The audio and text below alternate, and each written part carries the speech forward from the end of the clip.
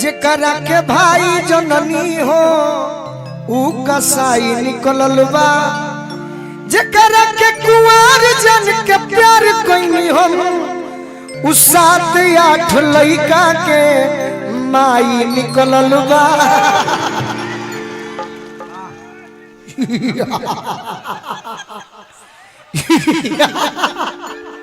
यार क्या ऐसा हंसी मैंने रामायण में रावण का सुना था। हम वही रावण नहीं रावण नहीं हो सकते आप।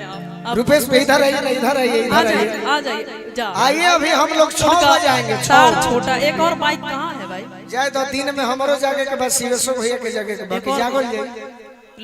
देखिए क्या है आपका जो आप जो नंबर लगाए ना वो गलत नंबर है, वो फंसने वाले नहीं है ना, और फंसना भी नहीं है। जानते इन लोग का क्या काम है? अरे हम पुष्पा 2 हैं, झुकेंगे ही नहीं।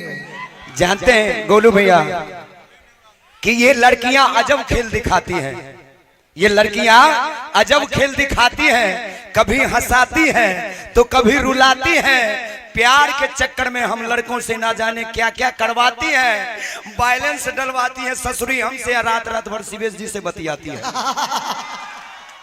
क्या जवाब है आपके पास? देखिए बैलेंस कौन डलवाता है, कौन मोबाइल खरीदता है, सुनिएगा। ये दरिया भी नहीं लेकिन समंदर चाहिए इनको। वाह। ये दरिया भी नहीं लेकिन समंदर चाहिए इनको, जनवरी और पूरे साल का दिसंबर चाहिए इनको। बड़े करके जतन लड़की के मन को जीतते पहले, फिर उसके संग सहेली का भी नंबर चाहिए इनको। और बदनाम हम लोग होते हैं। अगर जनवरी दे दो तो ये दिसंबर मांग लेते हैं, धरती दे दो तो अंबर मांग लेते हैं, अगर थोड़ा सा हंस के बात कर लो तो ये लड़के लोग मोबाइल नंबर भी मांग लेते हैं। आप दब रहे हैं। नहीं दब रहे हैं। ना ऐसा हो ही नहीं सकता। हम इनके चक्कर में पड़ ही नहीं सकते सर, क्योंकि हमने भी प्यार किया था, कम नहीं बेशुमार किया था। मैंने भी एक प्यार का क्रिकेट खेला था।